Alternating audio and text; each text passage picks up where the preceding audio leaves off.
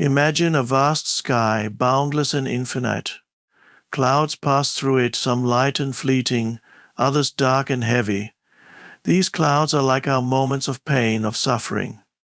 But the sky itself, the space in which everything unfolds, remains untouched. This sky is your true self, your essence. It is always here, vast, unchanging, and free. Suffering arises from resistance to the present moment. This truth may seem simple, but its implications are profound. Resistance is the act of denying what is, of saying no to reality as it unfolds. It is the inner voice that whispers, "This should not be happening," or "Things should be different," and yet, life always unfolds in the present moment, never in the past, never in the future. Resistance, therefore, becomes a futile struggle against life itself. Imagine holding a clenched fist for hours, straining against a natural state of openness. Over time, your hand would ache, throb, and beg for release. Resistance is like this, an ongoing tension in the mind and body born from an unwillingness to let go. It creates an internal battle where none is needed. Suffering, then, is not simply caused by life's challenges, but by the mental and emotional resistance we bring to those challenges. When we resist the present moment, we create a divide between ourselves and life. We perceive what is happening as an enemy, something to overcome or avoid. This division causes pain because it disconnects us from the flow of existence, from the ease and peace that are always available when we align with the now. Resistance feeds on judgment, labeling each experience as good or bad, right or wrong. But these judgments are born not of the moment itself, but of our conditioned minds. Consider a rainy day. To one person, it is a source of frustration, an interruption of plans. To another, it is a blessing, a chance to rest or marvel at nature's rhythm. The rain itself is neutral, neither good nor bad. It simply is. Our resistance to it, however, determines whether we experience suffering or peace. This principle applies not only to the rain, but to every aspect of life. When we resist the present moment, we close ourselves off from its gifts. Even in pain, there is something to be discovered, a depth of awareness, a sense of aliveness, or a call to let go. But resistance blinds us to these gifts, trapping us in a cycle of struggle and suffering. Acceptance, on the other hand, is not passive or weak. It is a profound act of courage, a willingness to meet life as it is, without judgment or resistance. In acceptance, suffering begins to dissolve. This does not mean that pain or discomfort magically disappears, but its weight lessens. The energy once consumed by resistance is freed, allowing us to face challenges with clarity and grace. Acceptance does not mean we condone or enjoy everything that happens. It means we stop fighting reality. Only then can we act from a place of wisdom and peace. To live free of suffering, we must embrace the present moment as it is. This requires us to let go of resistance, to release the clenched fist of the mind. In doing so, we align with the natural flow of life and discover that the present moment, no matter how it appears, is always enough. True freedom is found in surrender and acceptance. These words carry a power that often goes unnoticed in a world that celebrates control, striving, and relentless effort.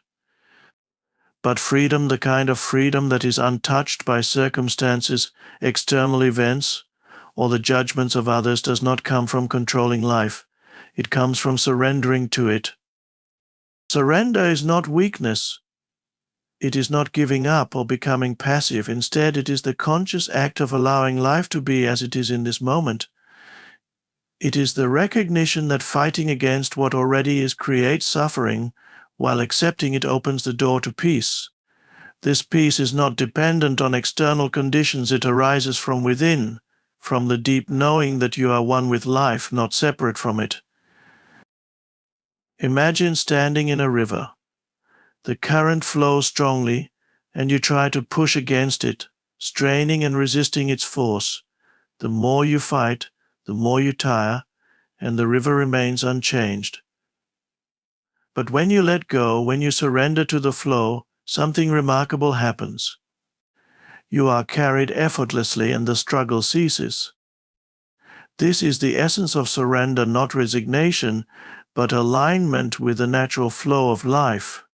Acceptance is the companion of surrender. It is the willingness to meet the present moment fully without trying to change it or escape from it. This does not mean you approve of everything that happens or that you do nothing in response. Acceptance simply means that you stop resisting reality.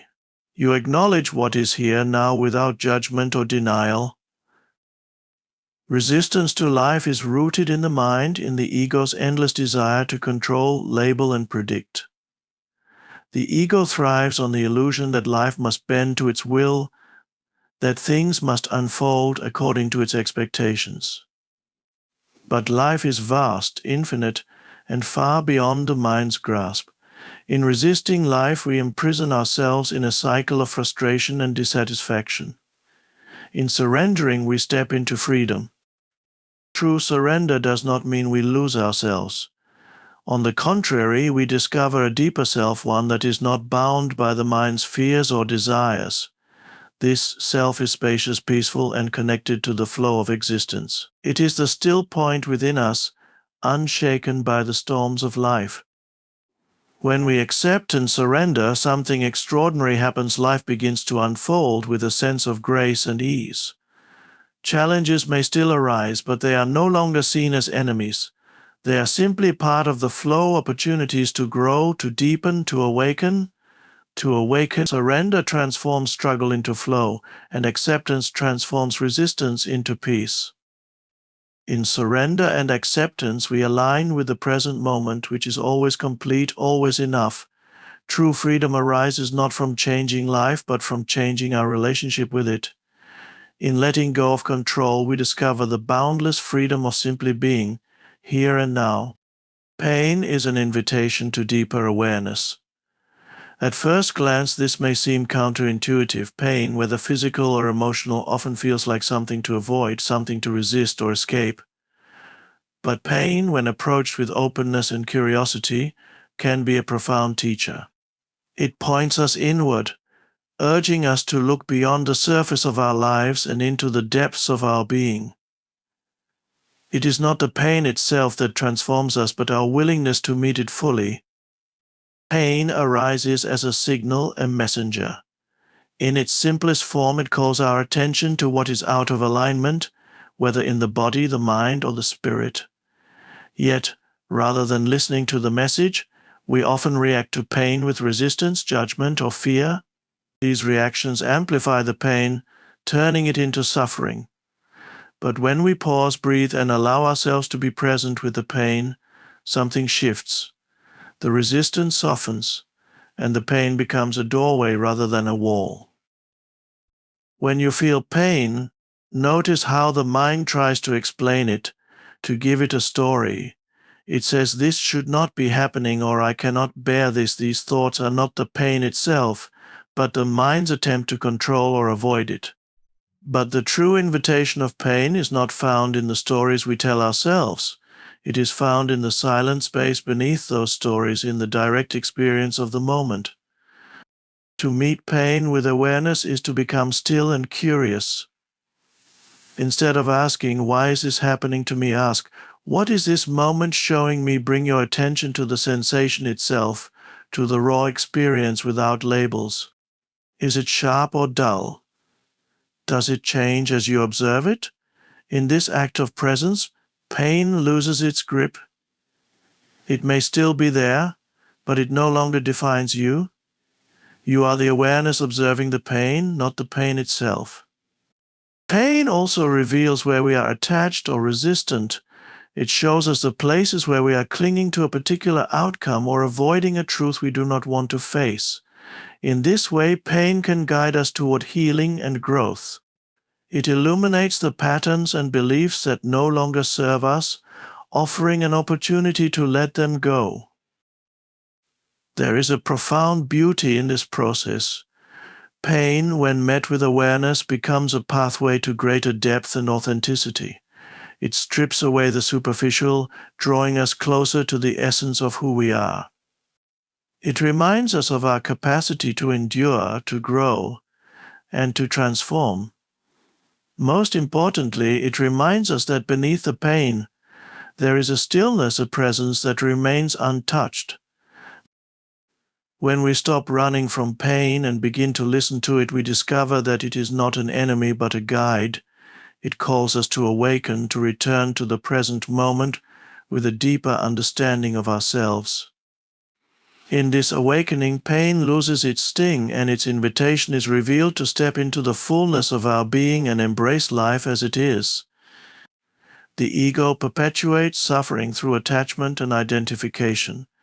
To understand this, we must first observe how the ego operates. The ego is not a tangible thing, but a mental construct, a collection of thoughts, memories, beliefs, and identities we mistake for who we truly are. It thrives on separation, comparison, and the relentless pursuit of more. At its core, the ego is driven by a deep-seated fear of its own impermanence, and this fear fuels its need to attach to and identify with external things. Attachment is the ego's way of seeking security in the impermanent. It clings to possessions, relationships, achievements, and even ideas, believing that these things will bring lasting happiness or define its worth. But life is inherently transient. Everything in the external world is subject to change, loss, and decay.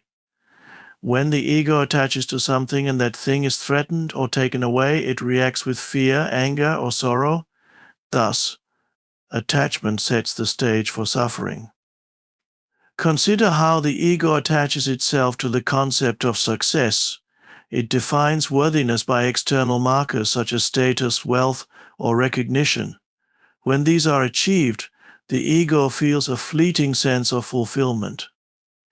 Yet this fulfillment is never enough. The ego immediately seeks the next achievement, the next validation. Conversely, when success is elusive or lost, the ego spirals into feelings of inadequacy or failure. This endless cycle of seeking and fearing loss is the source of much of our discontent. Identification deepens this cycle.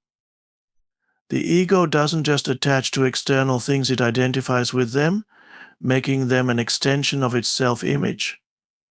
I am my job, it says. I am my possessions. I am my relationships. I am my beliefs.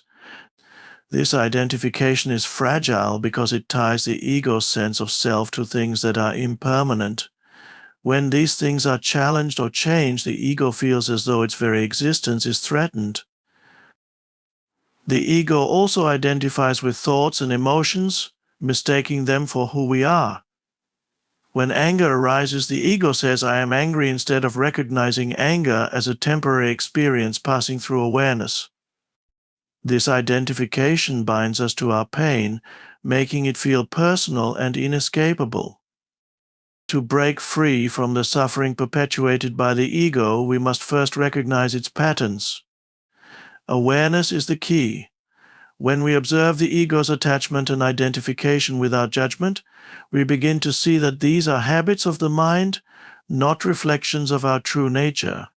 We start to disidentify from the ego, realizing that we are not our possessions, our roles, or even our thoughts. We are the awareness that observes all of these. This disidentification brings liberation. Without attachment, we can engage with life fully, appreciating its beauty without clinging to it. Without identification, we can experience emotions and thoughts without being consumed by them. The ego's grip loosens, and in its place arises a deep sense of peace, a peace that comes from knowing that who we are is not bound by the impermanent, but rooted in the eternal. Stillness reveals that suffering is not who we are. In the busyness of modern life, stillness often feels elusive, almost unattainable. Yet it is in stillness and inner quietness that goes beyond physical silence that we reconnect with the truth of our being.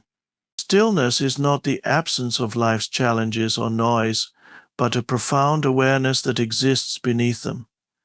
It is the timeless presence within us that remains untouched by the external world, including our pain and suffering. Suffering arises when we identify with the transient aspects of life, thoughts, emotions, and experiences. These are like waves on the surface of the ocean, constantly shifting, rising, and falling. When we lose ourselves in these waves, we are tossed about, feeling at the mercy of life's unpredictability. But stillness invites us to sink deeper beneath the surface turbulence to the vast, calm depths of the ocean itself. Here we realize that while the waves come and go, the depths remain unaffected. Similarly, while suffering may arise, it is not who we are at our core. To access stillness, we must become present. This requires us to step out of the ceaseless chatter of the mind, the judgments, the regrets of the past, and the fears of the future. The mind thrives on noise and distraction, pulling us away from the simplicity of the now. Stillness, however, resides only in the present moment. When we bring our attention fully to what is here and now, we create space. In that space, we begin to sense the stillness that has always been within us, waiting to be recognized. Stillness does not mean avoiding or suppressing suffering.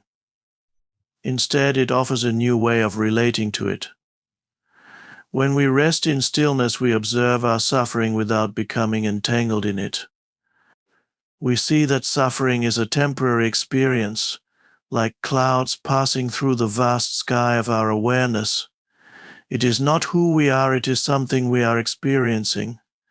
This subtle but profound shift in perception dissolves suffering's power over us. In stillness, we also discover the illusory nature of many of our struggles. Much of our suffering is created by the mind, its resistance to what is, its attachment to what was, or its fear of what might be. Stillness reveals these mental patterns for what they are: fleeting and insubstantial. It allows us to see that beneath the mind's noise there is a deeper truth, one that is peaceful, whole, and complete. As we practice stillness, we become more anchored in this deeper truth. Challenges may still arise and pain may still come, but they no longer define us. In the midst of life's storms, we remain connected to the unshakable presence within us. This is the gift of stillness, the realization that suffering is not our essence, but a passing experience in the vastness of who we are. Through stillness, we awaken to our true nature, a presence that is boundless, peaceful, and free. In this awakening, suffering begins to lose its grip, and we discover the profound truth that we are not the waves, we are the ocean. Liberation comes from awakening to the timeless now. At the heart of human suffering is a misunderstanding, a forgetting of the nature of reality. We live as though our lives are defined by the past, a collection of memories and experiences, or by the future, a projection of hopes and fears. Yet, neither the past nor the future truly exists except as thoughts in our minds. Life is always happening now in this present moment. To awaken to this truth is to step into liberation, a freedom untouched by the constraints of time. The mind is a master storyteller. It weaves narratives about who we are, what we've been through, and what might happen. These stories can be compelling, but they are also the source of much of our suffering. We regret the past, replaying events that can no longer be changed, or we anxiously anticipate the future, trying to control what has not yet arrived. In both cases, we overlook the present moment, which is the only place where life unfolds. When we awaken to the now, we see that this moment is all there is. The past is a memory, a thought arising in the present. The future is an idea, a mental projection occurring now. The timeless now is not something abstract or distant. It is the living reality of this breath, this sensation, this awareness. In realizing this, we step out of the prison of time and into the freedom of presence. Liberation begins when we stop identifying with the mind's endless chatter and instead rest in the simplicity of being. This does not mean we abandon thinking altogether, but we no longer allow it to dominate us. We become the observer, the awareness that notices thoughts without being consumed by them. In this space of observation, we discover a profound stillness, a stillness that is always here, beneath the surface noise of the mind. The timeless now is not merely a concept, it is an experience. To access it, we must turn our attention inward, away from the distractions of the external world and the mental activity that pulls us in every direction. Simple practices like focusing on the breath, feeling the sensations in the body, or observing the natural world can anchor us in the present. In these moments of presence, we glimpse the truth: we are not our thoughts, not our stories, but the awareness in which they arise. Awakening to the now transforms our relationship with life. Challenges and pain no longer dominate us, for we see them as temporary phenomena passing through the vast space of the present moment. Joy becomes deeper, not because circumstances change, but because we are fully here to experience it. This awakening is liberation, not freedom from life's ups and downs, but freedom within them. The timeless now is the doorway to our true nature. It reveals that we are not bound by time, not defined by what has been or what might be. In this awakening, we discover a peace that surpasses understanding, a joy that is unconditional, and a freedom that is eternal. To live in the now is to live fully, to be awake to the miracle of existence, and to embrace life as it is, moment by moment. In the end, the journey through suffering, resistance, pain, ego, and stillness is not a path to avoid or escape life, but a journey toward deeper understanding, presence, and awakening. Suffering is not an obstacle to freedom, but a teacher that invites us to look within, to question the patterns of the mind, and to reconnect with the stillness and awareness that live within us. True freedom comes not through control, power, or avoidance, but through surrender, acceptance, and the recognition that we are already whole. When we learn to let go of resistance, to step beyond the grip of the ego, and to anchor ourselves in the timeless now, we find that suffering loses its grip on us. We discover that beneath all the thoughts, emotions, and external circumstances, there is a space of peace and stillness, a vast, unshakable presence that is always here. This is our essence, our truest self, untouched by pain, loss, or fear. Awakening to the now allows us to live life fully and freely, not because everything will always go our way, but because we are no longer confined by time, judgments, or stories. We come to see life as it is, a moment-to-moment unfolding, beautiful in its imperfection, whole in its unpredictability, and liberating in its simplicity. You are not your suffering. You are not your pain. You are not your fears, your regrets, or your stories. You are the observer, the presence, the stillness that witnesses all of it without judgment. And within that awareness lies the key to freedom, the understanding that you are whole, complete, and free in this very moment. Let this understanding become your foundation. Surrender to life. Accept each moment as it is. Awaken to the timeless now. And in this surrender and presence, you will find that you are always free.